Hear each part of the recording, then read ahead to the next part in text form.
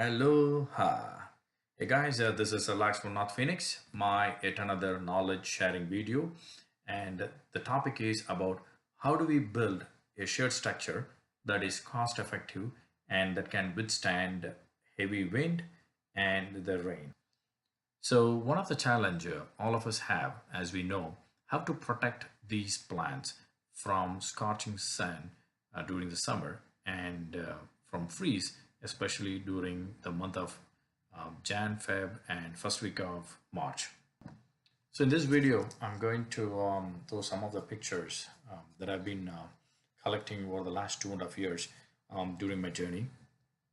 So from those pictures, you would see the plant growing from 2 to 3 feet tall to 8 feet and 10 feet. And so um, there are different methods I need to adapt, depends on the size of the plant and how big the structure is going to be. Fact is, our investments, whether you put $40 in a tree or $500, okay, and our emotions to ensure that these trees are growing well. So the key here is we need to ensure the structures are built properly and it can withstand the heavy wind. Okay, even to an extent it can take the rain, but when there is a wind, when you have the shade cloth on the top or you have wrapped with the frost cloth, it should stay. We don't want to get into rework or the structure falling on the plants, damaging our trees. Okay, so we need to ensure we adapt a proper method, depends on the size of the tree, the width of the tree, and the height of the tree. I'm going to show some of the pictures in this video. It's been 2.5 years of my journey. You would see the plants growing from 2 feet to 10 to 12 feet, depends on the variety of the trees that I have. The first few pictures, let's focus on how do I protect these during the summer. Okay, I mean, anybody for that matter, right? So we are not going to plant 150 trees in one shot. I don't think I never heard anyone doing that. However, when we start investing on these, we go with like first 2 trees, 3 trees, 10 trees, depends on the size of the yard and interest and budget. Then once we see the benefits and also depends on the self motivation, we push ourselves to go for more number of trees. The initial pictures, you will see a few trees, and I don't think many people will really invest big. Like for a $40 tree, you're not going to invest like $200 worth of shared structure. So what I adapted during the initial time was like buying a pine wood board, okay, which is usual. If you can get it from Lowe's or Home Depot, any other hardware shops. The size was 1 inch by 2 inch and 8 feet long. But only thing is you need to find the really the good ones. We don't want something like it's going to be really bent or bowing. So I picked that wood. I picked that wood and cut it into half towards the length. That means I had like 1 inch by 1 inch wood, and all that I did was like, as you see in some of the pictures, like I installed four poles with that, and shaded with a regular 50%, sometimes 60% cloth. So this size of wood is fine when your trees are smaller, like not more than like 3 and 3.5 feet. Okay. So another question that comes up, what are we going to do with these woods, right? So you buy any wood, you cut it for your purpose, and what you're going to do next with that when the trees grows, you're not going to use it. Again, it depends on how you expand, right? In adding more number of trees, still you can use it, but again, this is not going to be waste any time.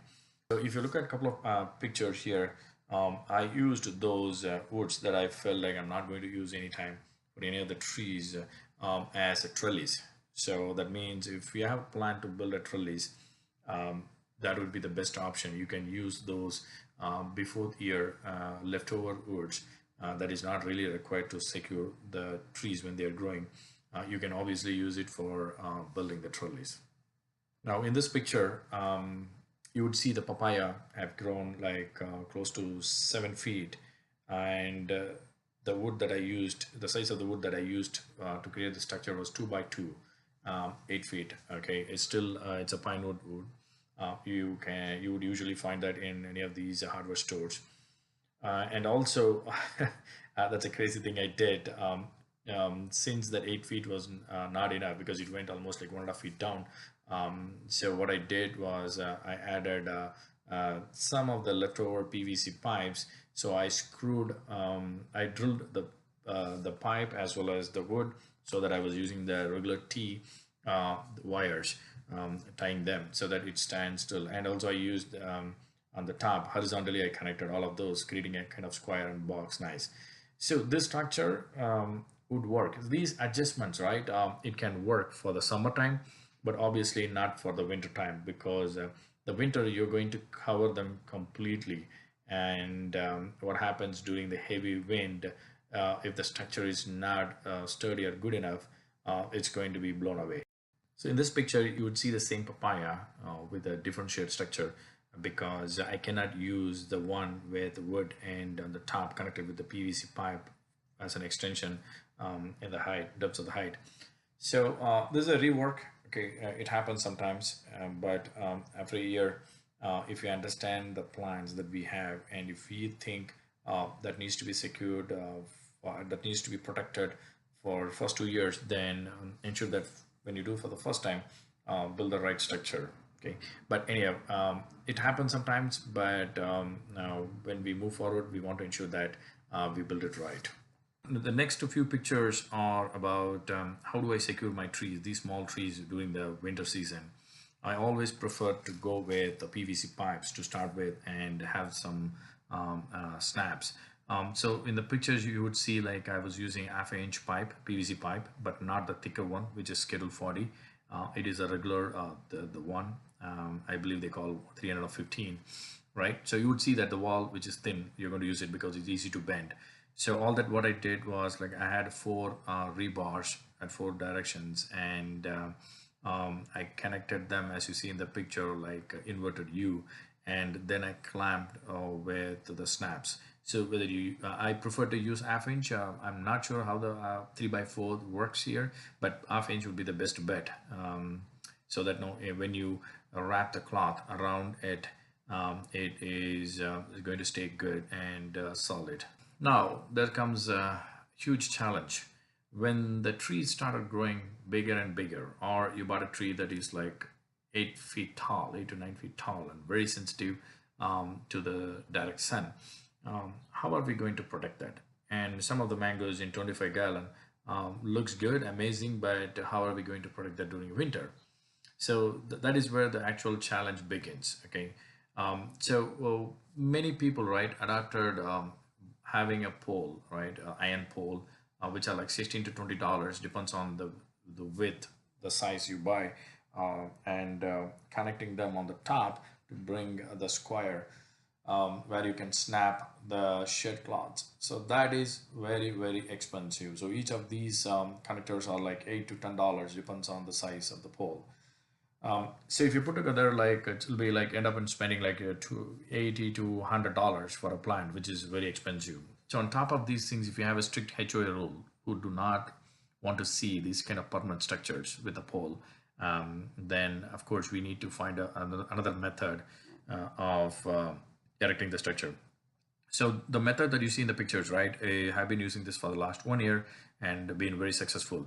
And it was able to withstand the heavy wind. Okay, and not only that, I am not going to do the work again and again during summer and winter. Rather, this poles really, really helping me all through the seasons. Okay, so you would find 8 inch by 8 inch cement block, and the wood that I used was Douglas fir, which is 2 inch by 4 inch and 8 feet high, the standard size.